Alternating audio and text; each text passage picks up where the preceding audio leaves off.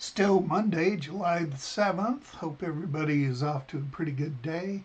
Markets have been open for about an hour.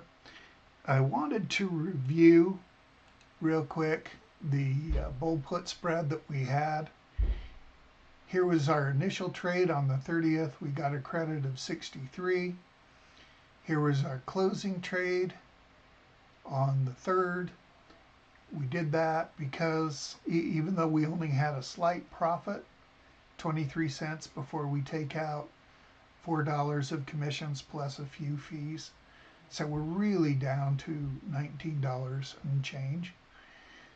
But we didn't put up a lot of capital to do that trade either. The difference between our strikes was 2 points. We brought in 63 cents.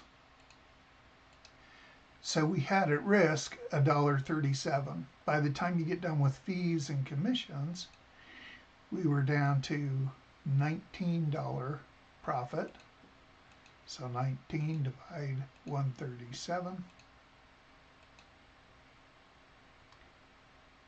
Better than a 13% return for 4 days worth of work.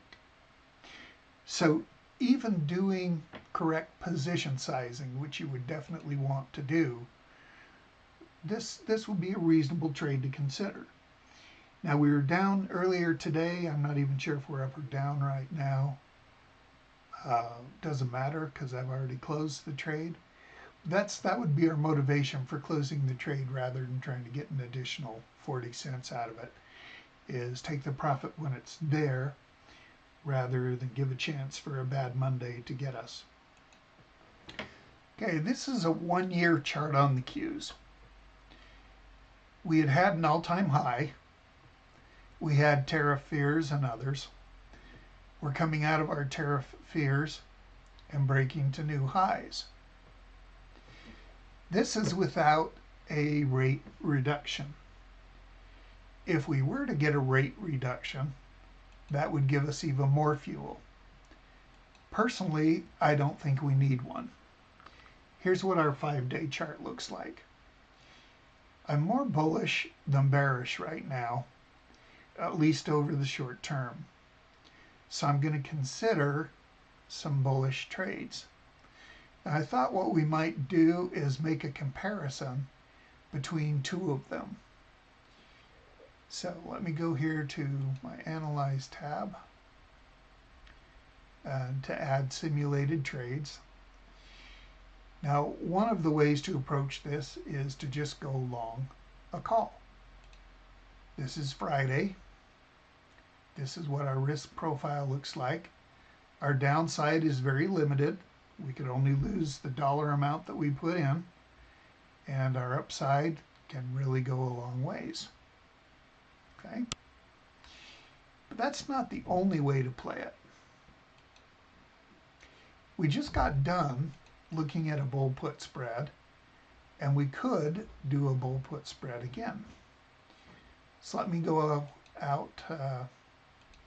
Actually, let's just stay here for a week. And let's add in a few more strikes. Now, I could still be fairly aggressive with this, but I'm going to want to sell the more expensive.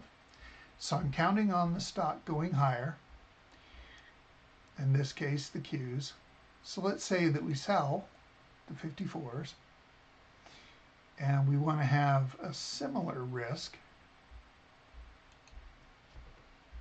So we got a 128 credit. We've got a 3-point spread. So our max loss would be the difference between these 3 points, less the amount of credit that we bring in. And our payoff would look like this. So we traded away the home run, but we could lose less if things really go south. So what I was thinking that we might want to do is place both of these trades, see if we can't get both of them filled, and then make a comparison of the two. Stand by. Okay, it's just a few moments later. We were able to get both of them filled. We got a credit of $1.25 on our credit spread. We paid out $4.61 on our long call. And again, looking at them back on our risk profile, if we look at just the spread,